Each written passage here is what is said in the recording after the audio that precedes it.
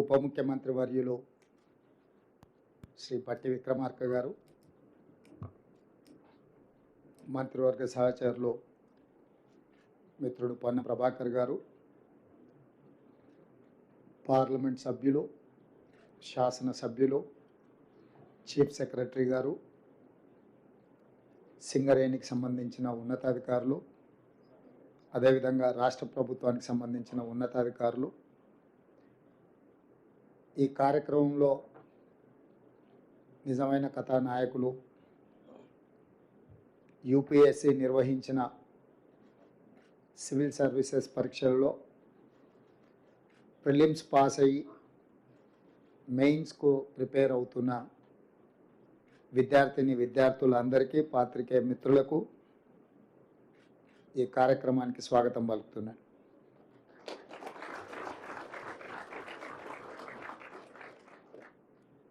తెలంగాణ ఉద్యమం, తెలంగాణ రాష్ట్ర సాధన ప్రధానమైన అంశము నిరుద్యోగ సమస్య. నిరుద్యోగ విద్యార్థుల యొక్క ఉద్యమం ప్రత్యేక తెలంగాణ రాష్ట్ర సాధన. అందుకే కాంగ్రెస్ పార్టీ ప్రజాప్రభుత్వం ఏర్పాటు చేసిన మరుక్షణం ఈ నిరుద్యోగ సమస్యను శాశ్వతంగా పరిష్కరించాలన్న ఆలోచనతోటి దీర్ఘకాలికంగా వాయిదాలు పడుతున్న ప్రభుత్వ నియామకాలను 90 రోజుల్లోనే 30,000 మందికి ఉద్యోగ నియామక పత్రాలు పేరున ఎల్బీ స్టేడియంకు ఆహ్వానించి ప్రజల సమక్షంలో వాళ్ళ తల్లిదండ్రుల కళ్ళల్లో ఆనందం చూస్తూ 30,000 మందికి 10 సంవత్సరాలు వాయిదాలు పడుతున్న ప్రభుత్వ ఉద్యోగ నియామకాలను చేపట్టడం జరిగింది. అదే కాకుండా ఇంకొక 35,000 ఉద్యోగాలకు, అది గ్రూప్ 1 కావచ్చు, గ్రూప్ 2 కావచ్చు, గ్రూప్ 3 కావచ్చు, లేకపోతే డిఎస్సి నోటిఫికేషన్ కావచ్చు, ఇతర నియామకాలకు సంబంధించిన నోటిఫికేషన్లు ఇంకొక 35,000కు నోటిఫికేషన్లు ఇవ్వడం ద్వారా నిరుద్యోగ సమస్యను పరిష్కరించడానికి ప్రభుత్వం చిత్తశుద్ధితో ప్రయత్నం చేస్తున్నది అని లక్షలాది మంది నిరుద్యోగ యువకులకు విశ్వాసం కల్పించడానికి సంపూర్ణమైన ప్రయత్నం ఈ ప్రభుత్వం చేస్తున్నది.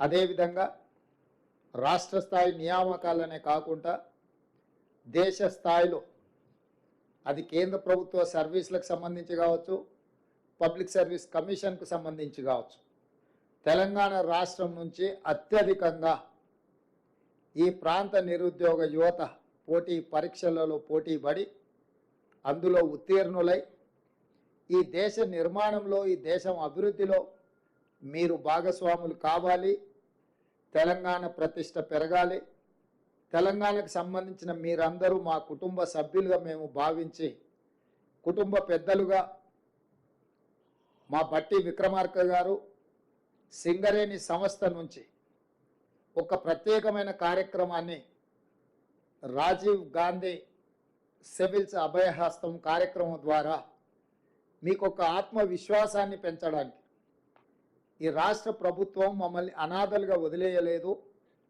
మా పట్ల కుటుంబ బాధ్యత పోషిస్తుంది అని మీకు నమ్మకం కలిగించడానికి ఈ కార్యక్రమాన్ని ఏర్పాటు చేయడం జరిగింది. చాలామందికి ₹1,00,000 పెద్ద విషయమా అని అనుకొని ఉండొచ్చు, లేదా కొంతమంది పేదలకు ₹1,00,000 కూడా గొప్ప విషయంగా కూడా ఆర్థిక ప్రయోజనం కింద కనిపించవచ్చు.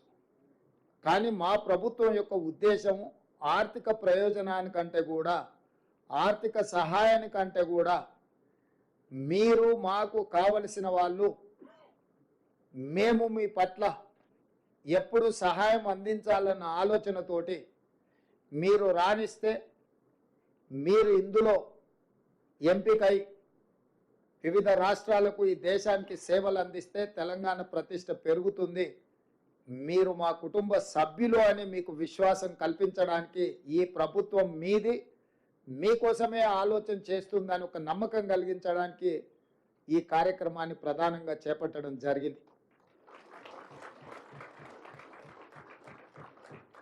మీకు తెలుసు, చాలా కాలం సచివాలయం లేదు.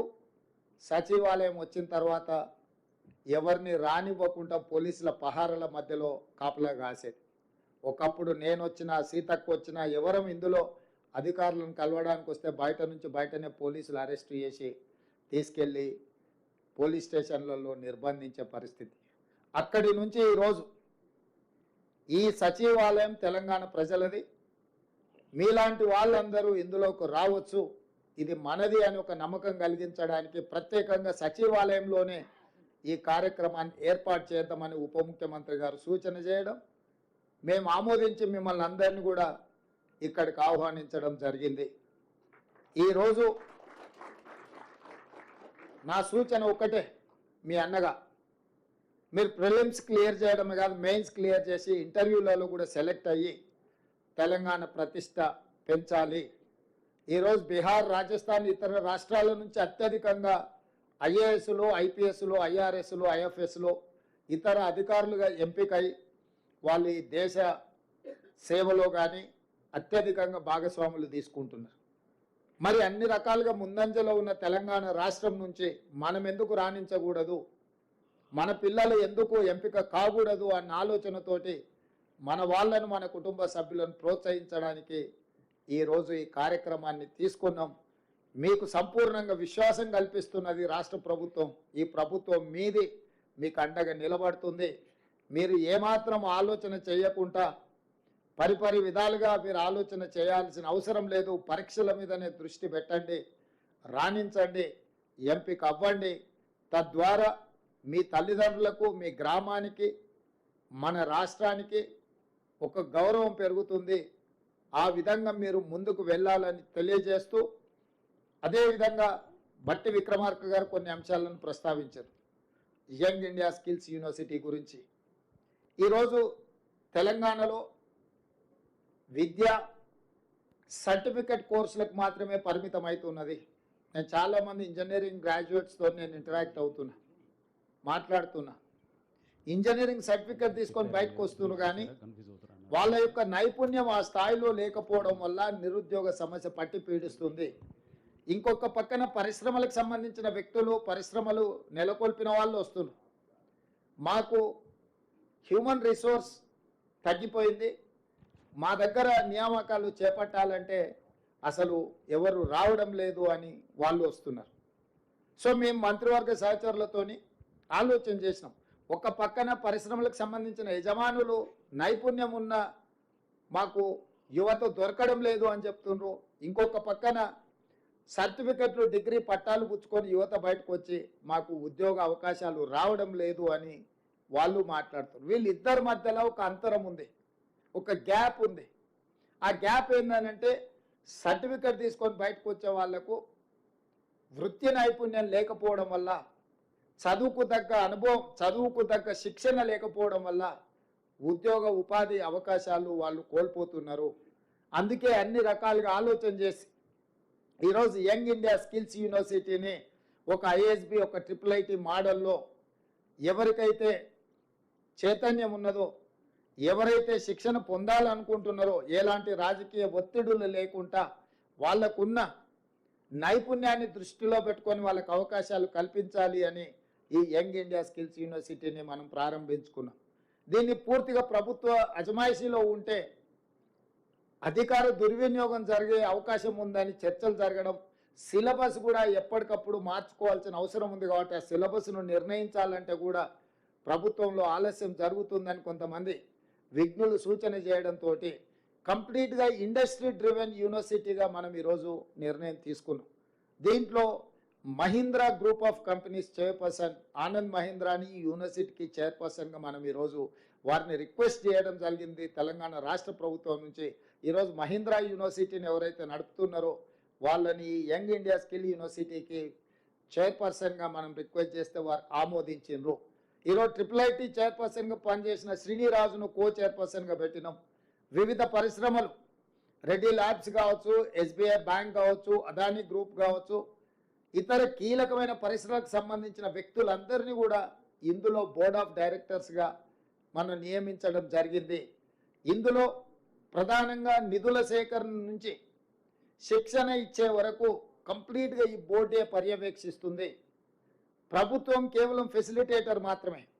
అందుకే ముచ్చర్లలో నిర్మించబోయే 4th సిటీలో 60 ఎకరాల భూమిని దాన్ని నిర్మించడానికి అవసరమైన కోట్ల రూపాయల నిధులను రాష్ట్ర ప్రభుత్వం మంజూరు చేసింది. ఈ అకాడమిక్ ఇయర్ వృధా కాకూడదని ఈ సంవత్సరం 2000 మందికి శిక్షణ ఇవ్వాలని ఎస్కి ఇంజనీరింగ్ అకాడమీలో ఈ సంవత్సరం 2000 మందిని ఎంపిక చేసి శిక్షణ ఇవ్వమని ఆదేశాలు ఇవ్వడమే కాకుండా నెక్స్ట్ ఇయర్ నుంచి ప్రతి సంవత్సరం 20,000 మంది స్టూడెంట్స్ను ఈ యంగ్ ఇండియా యూనివర్సిటీలో ఎంపిక చేస్తున్నాం. సర్టిఫికెట్ కోర్సులు ఉంటాయి, డిప్లొమా కోర్సులు ఉంటాయి, డిగ్రీ కోర్సులు ఉంటాయి. ఇందులో ఉత్తీర్ణులైన వాళ్ళు డిగ్రీ నుంచి భవిష్యత్ పోటీ పరీక్షలకు కానీ ఇతర దేశాలలో చదువుకోవడానికి అవసరమైన అవకాశాలన్నీ కల్పించడానికి ఈరోజు ఆ యూనివర్సిటీని మనం తీర్చిదిద్దుతున్నాం. ఇదే కాకుండా నిన్నగాక మొన్న జరిగిన ఒలింపిక్స్లో మన దేశం యొక్క పర్ఫార్మెన్స్ ఆశించిన స్థాయిలో కానీ ప్రజలు ఊహించిన స్థాయిలో కానీ లేదు. చిన్న చిన్న దేశాలు చాలా మెడల్స్ తెచ్చుకున్నారు. కానీ 140 కోట్ల జనాభా ఉన్న ఈ దేశానికి ఒలింపిక్స్లో ఒక రకంగా అవమానం జరిగినట్టే. దీన్ని దృష్టిలో పెట్టుకొని మొన్న నేను విదేశీ పర్యటనలో భాగంగానే సౌత్ కొరియాకి వెళ్ళిన. అక్కడ sports university, south Korean sports యూనివర్సిటీకి నేను అక్కడికి వెళ్ళిన. సౌత్ కొరియాకు 32 పథకాలు వస్తే ఒక చిన్న దేశంలో 16 పథకాలు నేను వెళ్ళిన యూనివర్సిటీకి వచ్చినాయి. అందులో ఒక అమ్మాయికి 3 గోల్డ్ మెడల్స్ వచ్చినాయి ఒలింపిక్స్లో. ఒకే అమ్మాయి 3 గోల్డ్ మెడల్స్ కొట్టింది.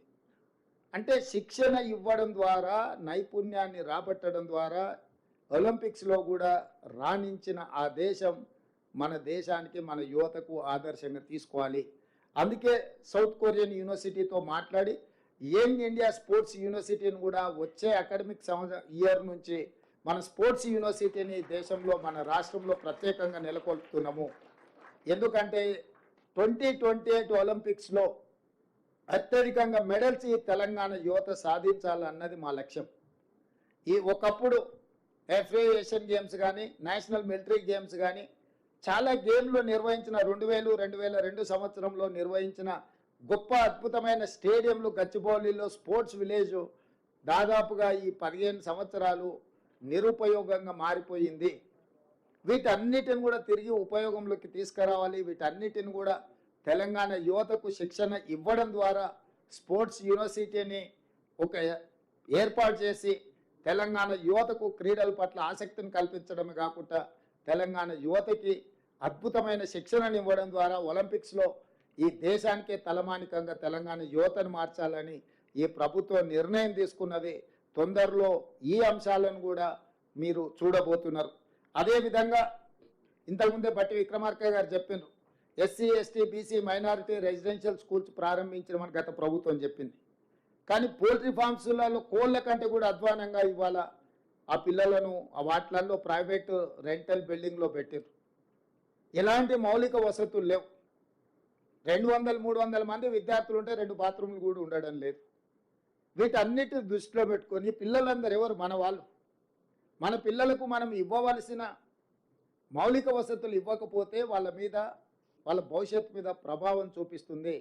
అందుకే వీటన్నిటిని కూడా SC, ST, BC మైనారిటీ వీటన్నిటిని ఒక క్యాంపస్ లాగా క్రియేట్ చేసి ఇంటిగ్రేటెడ్ రెసిడెన్షియల్ స్కూల్స్గా మార్చి young India integrated residential schools కింద 20 నుంచి 25 ఎకరాలల్లా 100-150 కోట్ల రూపాయలు పెట్టి ఒక యూనివర్సిటీ స్థాయిలో ఒక క్యాంపస్ లాగా వాటి అన్నిటిని ప్రతి నియోజకవర్గంలో ఒక ఇంటిగ్రేటెడ్ రెసిడెన్షియల్ స్కూల్స్ క్యాంపస్ నిర్మించి పిల్లలందరికీ ఒక జాతీయ స్థాయి స్టాండర్డ్స్లో వాళ్ళకు వసతులు కల్పించి టీచింగ్ స్టాఫ్ను, నాన్ టీచింగ్ స్టాఫ్ను, మంచి భోజనం వాళ్లకు, ఎందుకంటే ఇవాళ రేపు భోజనం మీరు చూస్తున్న చాలా కంప్లైంట్స్ ఎట్లా వస్తున్నాయో వీటన్నిటినీ తొలగించి ఈ పేదల పిల్లలకు ఒక మంచి నాణ్యమైన విద్యను అందించాలని ఈరోజు ఈ సంవత్సరం ఈ ఫైనాన్షియల్ ఇయర్లోనే 5,000 కోట్ల రూపాయలతోటి ప్రతి నియోజకవర్గంలో 100 అసెంబ్లీలల్లో 100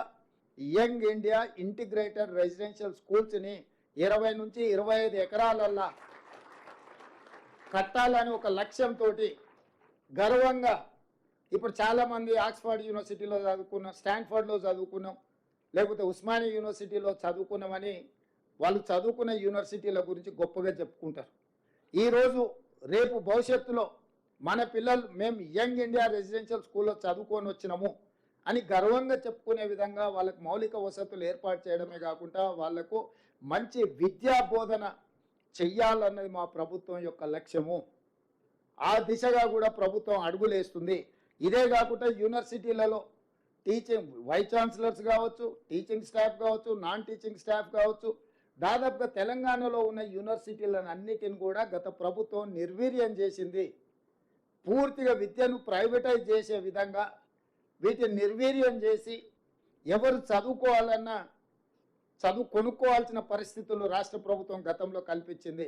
అందుకే తొందరలోనే 10-15 రోజుల్లోనే అన్ని యూనివర్సిటీలకు వైస్ ఛాన్సలర్ నియమించడమే కాకుండా మొత్తం ప్రొఫెసర్లు, అసోసియేట్ ప్రొఫెసర్లు, అసిస్టెంట్ ప్రొఫెసర్లు ఖాళీలు అన్నిటిని కూడా భర్తీ చేసి ఒక నాణ్యమైన విద్యను యూనివర్సిటీల పిల్లలకు అందుబాటులో తీసుకొచ్చి పోటీ పరీక్షలకు తయారు చేసే విధంగా విద్య మీద ఫోకస్ పెట్టాలని కూడా మన రాష్ట్ర ప్రభుత్వము ఇవన్నీ కార్యక్రమాలను చేపడుతుంది. ఇన్ని చేసినా అక్కడక్కడ గతంలో 10 సంవత్సరాలు ప్రభుత్వం పరీక్షలు పెట్టట్లేదు, ఉద్యోగ అవకాశాలు ఇవ్వడం లేదు, ఉద్యోగ నియామకాలు చేపట్టడం లేదని పిల్లలు ధర్నాలు దీక్షలు చేశారు. 10 సంవత్సరాలు అదే కోసం.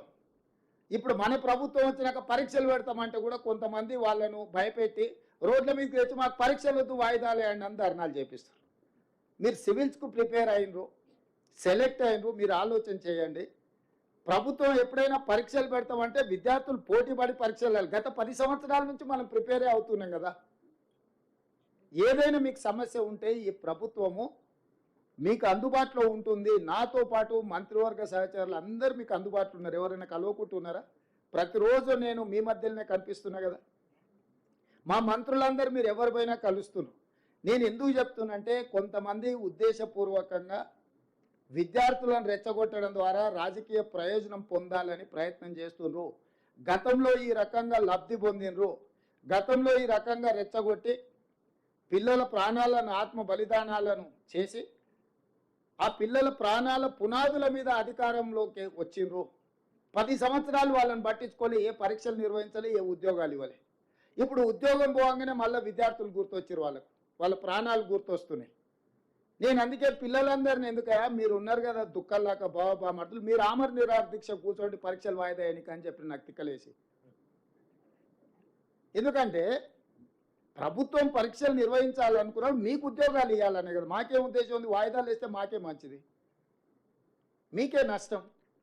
మీకు ఏదైనా ఇబ్బంది ఉంటే, ఏదైనా అంశంలో మీరు ఏదైనా ఇంకా బెటర్గా చేయడానికి ఏదైనా సూచన ఏదైనా చేయదలుచుకుంటే ఈ ప్రభుత్వం సిద్ధంగా ఉంది. ఎందుకంటే వాళ్ళు కూడా మీ సోదరులే, మన సోదరులే, మన పిల్లలే. ఇప్పుడు ఆ పరీక్షల కోసం వాయిదాలు ఏమని అడిగేటోళ్ళు కానీ, నిరసన తెలిపేటోళ్ళు కానీ వాళ్ళు ఎవరో బయట వాళ్ళు కాదు, మన పిల్లలు. వాళ్ళకి ఏం కావాలనో ఈ ప్రభుత్వం సిద్ధంగా ఉంది. మీరు బయటికి వెళ్ళినాక వాళ్ళందరికీ చెప్పండి. నిరసన తెలపాల్సిన అవసరం లేదు, ధర్నా చేయాల్సిన అవసరం లేదు. ఈ ప్రభుత్వం మీరు చెప్పింది వినడానికి సిద్ధంగా ఉంది. అందులో సహేతుకమైన సూచన ఉంటే తప్పకుండా ఈ ప్రభుత్వం పాటిస్తుంది. అందుకే గ్రూప్ 2 పరీక్షను మీరు అడిగినారు, మేము పోస్ట్పోన్ చేసినాం. కానీ పరీక్షలే నిర్వహించవద్దు. ఎందుకంటే పరీక్షలు నిర్వహిస్తే పిల్లలందరికీ ఉద్యోగాలు వస్తే వాళ్ళకి ఇంధనం ఉండదు, వాళ్ళ రాజకీయ మనుగడకే ప్రమాదం వస్తుందని చెప్పి కొంతమంది కుట్రలు చేస్తున్నారు. కాబట్టి కుట్రలలో పడకండి. మీరు ఎవరు చెప్పినా మీ సొంతంగా ఆలోచన చేయండి, ఇది మంచిదా కాదా. ఈ ప్రభుత్వం ఉద్యోగాలు ఇవ్వడం వల్ల ఎవరికి లాభము, ఎవరికి నష్టము, ఈ ప్రభుత్వం పరీక్షలు నిర్వహిస్తే ఎవరికి మేలు జరుగుతుంది. ఈ ప్రభుత్వం ఈ రకంగా ప్రిలిమ్స్లో పాస్ అయిన వాళ్ళను పిలిచి ప్రోత్సహించి వెన్ను దడితే వాళ్ళకు ఒక మానసిక ధైర్యం, ఎస్ మా ప్రభుత్వం ఉన్నది, మా గవర్నమెంట్ ఉన్నాడు, మా ముఖ్యమంత్రి ఉన్నాడు, మా ఉప ముఖ్యమంత్రి ఉన్నారు, మాకు ఏదైనా విషయం ఉంటే మేము వెళ్ళి చెప్పుకుంటాం. ఇగో ఈ సచివాలయం మాది ఇయ్యాలో లోపలికి వస్తే మీ కాన్ఫిడెన్స్ లెవెల్ ఎంత పెరిగి ఉంటుంది. ఆ బయట నుంచి దూరంగా పోతే మనకి ఎట్లుంటుంది, అరే ఇదేదో పరాయోళ్ళ ఆస్తి, మనం ఏదో దాని ముందల గడిల ముందల వెళ్ళిపోయే బానిసల్లాగా నుంచి బాజాప్తా లోపలికి వచ్చి సచివాలయంలో ఉంటే మీ కాన్ఫిడెన్స్ లెవెల్ మీరు పోటీ పరీక్షలకు ప్రిపేర్ అయ్యేటప్పుడు మీ కాన్ఫిడెన్స్ లెవెల్ నెక్స్ట్ లెవెల్కి వస్తుంది. అందుకే సచివాలయంలోని ప్రోగ్రాం పెట్టాలని మా ఉప ముఖ్యమంత్రి గారు సూచన చేస్తే తక్షణమే చెప్పిన, ఎస్ పిలవండి, సచివాలయం ఏం కొద్ది మంది కోసమే పరిమితమైన గడి కాదు, ఇది పేదల కోసం ప్రజాపాలన అందించే సచివాలయం, డాక్టర్ బాబాసాహెబ్ అంబేద్కర్ గారి పేరుతో ఉన్న సచివాలయం. ఇక్కడ ఈ కార్యక్రమాలను ఏర్పాటు చేద్దాము అని చెప్పి ఈరోజు ప్రభుత్వం ఈ నిర్ణయం తీసుకున్నది. అదేవిధంగా ఈ మెయిన్స్కు సెలెక్ట్ అయినాక కూడా మళ్ళీ ఇంటర్వ్యూలో ఉన్నప్పుడు కూడా ఖచ్చితంగా మీకు ఆర్థిక సహాయాన్ని అందించి మిమ్మల్ని ప్రోత్సహించడానికి ఈ ప్రభుత్వం ఉంటుంది. ఇది ప్రజాధనం, ప్రజల కోసం, ప్రజల ఉపయోగం కోసం. మా ప్రాధాన్యత ప్రజలు. గతంలో కూడా ఈ ధనం ఉండే, గత ప్రభుత్వం దగ్గర నిధులు లేక కాదు. 10 ఏళ్ళు ₹1,00,000 రైతు రుణమాఫీ చేయలేదు. మేము ఒక్క నెలలోనే 31,000 కోట్ల రూపాయలు రైతులకు ఇచ్చినాం. ఉండే వాళ్ళ ప్రాధాన్యత ఒకటి ఉండి, ఈరోజు మా ప్రాధాన్యత ఇంకొకటి. మా ప్రాధాన్యత నిరుద్యోగ యువకులు, మా ప్రాధాన్యత విశ్వవిద్యాలయాలు, మా ప్రాధాన్యత రైతులు. గత ప్రభుత్వం యొక్క ప్రాధాన్యతలు 10 సంవత్సరాలు చూసినాం. వాళ్ళ ప్రాధాన్యతలు ఫామ్ హౌస్లు ఏ విధంగా వచ్చినాయో, లేకపోతే ఆర్థికంగా వాళ్ళు ఎట్లా ఎదిగినరో, ఉద్యమం ముసుగులో టీవీలు ఎట్లా వచ్చినాయి, పేపర్లు ఎట్లా వచ్చినాయి, ఆస్తులు ఎట్లా వచ్చినాయి, బంగళాలు ఎట్లా వచ్చినాయి, పదవులు ఎట్లా వచ్చినాయి, కల్లారే మీరు చూసిండ్రు. ఎందుకు నేను ఈ అంశాలను ఇప్పుడు ప్రస్తావిస్తున్నానంటే, రేపు భవిష్యత్తుకు మీరే పునాదులు. రేపు భవిష్యత్తులో ఆదర్శంగా భవిష్యత్ తరాలకు నిలబడేది మీరే. ఈరోజు మీరు సెలెక్ట్ అవ్వడం ద్వారా మీ ఊర్లోనో మీ ప్రాంతంలోనో ఇంకా వేలాది మంది విద్యార్థులు పోటీ పడతారు. ఈరోజు ఎస్ఐ పరీక్షల ఫలితాలు ఎప్పుడు వచ్చినా టోటల్ మీద 50% ఒక నల్గొండ జిల్లా వాళ్ళే ఎస్ఐ పరీక్షలు విజయం సాధిస్తుంటారు. ఎందుకంటే 30 ఏళ్ల కింద ఆ నల్గొండ జిల్లాలో ఉన్న విద్యార్థులు పోటీ పడి చదవడంతో గ్రామాలలో పోటీ పెరిగింది, కుటుంబాలలో పోటీ పెరిగింది. అరే మన పక్కింట్లో పిల్లగాడు ఎస్ఐ అంటే మనం ఎందుకు కాకూడదు, మనం ప్రిపేర్ అవుదాం. అన్ని జిల్లాలకు అన్నితో ఒక నల్గొండ జిల్లాకి అన్ని వస్తాయి. ఎందుకంటే పోటీ, గుర్తింపు, అరే ఇది ఒక దారి ఉన్నది, మనం చదువుకుంటే అవ్వచ్చు అని. ఈరోజు మీరు కూడా సివిల్స్కు సెలెక్ట్ అవ్వడం ద్వారా మీ జిల్లాలల్లో, మీ మండలాలల్లో, మీ చుట్టాలల్లో, మీ మిత్రులల్లో ఇంకా కొంతమంది అరే ఇది బాగున్నది, మనం ప్రిపేర్ అవుతే మంచి హోదా వస్తుంది. స్లోగా మన సెలెక్ట్ చేయమంటే మన వాళ్ళు ఎన్నికైతున్నాయి, పెరుగుతూ ఉన్నాయి. దీన్ని ఇంకా పెంచాలి, మిమ్మల్ని ప్రోత్సహించాలి. తద్వారా తెలంగాణకు మేలు జరగాలి. మాకు కూడా ఒక జాబ్ సాటిస్ఫాక్షన్, అంటే మేము ప్రజాప్రతినిధులు ఎన్నికై మాకు ఆత్మ సంతృప్తి కలగాలి. అరే మేము కూడా మా హయాంలో కొంత మంచి పని చేసినాం, యువతకు కొన్ని ప్రోత్సాహకాలు ఇచ్చినాము, ఈ రకంగా ముందుకు తీసుకెళ్తే ఇది తెలంగాణకు ప్రయోజనం జరుగుతుంది అన్న ఆలోచనతోని ఈరోజు మనం పూర్తి స్థాయిలో ప్రయత్నం చేస్తున్నాము. మిమ్మల్ని అందరిని కూడా 135 మంది ఈరోజు హాజరైనరు, 175 మంది ఎన్నికైనరని మా అధికారులు చెప్తున్నారు. అందరికందరూ మెయిన్స్ కూడా క్లియర్ చేయాలి. ఇంటర్వ్యూలలో కూడా మీరు ఎంపిక అవ్వాలి. ఎక్కడైనా ఏదైనా మీకు ఏదన్నా అనుకోని సమస్య వచ్చినా, ఏదన్నా మీకు చిక్కుముడిలాగా అనిపించినా ఈ ప్రభుత్వం దగ్గరికి రాండి. మీ అన్నగా, ముఖ్యమంత్రిగా మీకు ఏ అవసరమైనా నేను అందుబాటులో ఉండి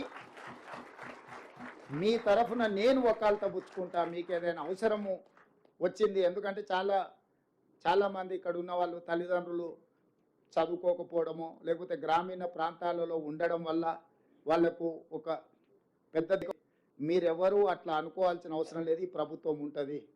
నేను నా మంత్రివర్గ సహచరులు మీ ఏ సమస్య వచ్చినా ఎవరితోనైనా మాట్లాడడానికి, అది కేంద్ర ప్రభుత్వమైనా, పరీక్షల నిర్వహణ విధానంలో అయినా ఏ అవసరం ఉన్నా మేము సహకారం అందిస్తాము. మీరు ఈ సహకారాన్ని తీసుకొని జీవితంలో ఇట్లాంటి అవకాశాలు మళ్ళీ అంట. లక్ష్యం ఎట్లా కొట్టినా అంటే నాకు చేప కన్ను మాత్రమే కనిపించింది కొట్టినా అని. మీకు కూడా ఇందులో ఎంపిక అవ్వాలన్న లక్ష్యం తప్ప ఇంటి దగ్గర ఉన్న ఆర్థిక సమస్యనో, లేకపోతే ఇంకొక సమస్యనో, లేకపోతే ఇతర అంశాలు, కొద్ది రోజులు మీరు కష్టపడితే జీవితకాలం మీరు సంతోషంగా ఉండడానికి ఉంటుంది. కొద్ది కాలం చిన్న చిన్న వ్యామోహాల పట్ల మీరు సమయం కేటాయిస్తే మీకు జీవితకాలం బాధనే మిగులుతుంది. కాబట్టి మీరందరూ కష్టపడి ఐఆర్ఎస్లుగా మళ్ళీ ఇక్కడికి రావాలని, వీలైనంత వరకు ఏ రాష్ట్రంలో ఉన్నా కూడా ఈ రాష్ట్రం యొక్క అభివృద్ధి కోసం మీరు కృషి చేయాలని తెలియజేస్తూ మనస్ఫూర్తిగా మిమ్మల్ని అభినందిస్తూ ఈ కార్యక్రమాన్ని చేపట్టినందుకు ఉప ముఖ్యమంత్రి గారిని కూడా మనస్ఫూర్తిగా నేను అభినందిస్తున్నా. ధన్యవాదాలు మిత్రులారా.